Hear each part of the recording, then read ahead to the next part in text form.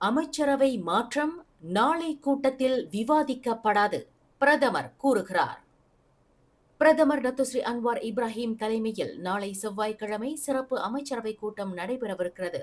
அக்கூட்டத்தில் அமைச்சரவை மாற்றம் குறித்து விவாதிக்கப்படாது என்று பிரதமர் டத்துஸ்ரீ அன்வார் தெரிவித்துள்ளார்.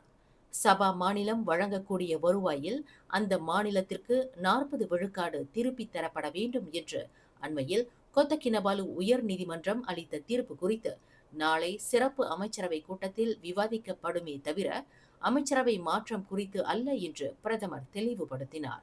அதேவேளையில் உயர் நீதிமன்றத்தின் அந்த தீர்ப்பை எதிர்த்து மத்திய அரசாங்கம் மேல்முறையீடு செய்யாது என்பதே தமது நிலைப்பாடாக உள்ளது என்று பிரதமர் விளக்கினார். மேலும் செய்திகளை தெரிந்து கொள்ள கீழே இருக்கும் பெல் பட்டனை அழுத்துங்கள். உங்கள் மகிழ்ச்சியை வெளிப்படுத்த லைக் மற்றும் ஷேர் செய்யுங்கள். தொடர்ந்து திசைகளோடு இணைந்திருக்க சப்ஸ்கிரைப் செய்யுங்கள்.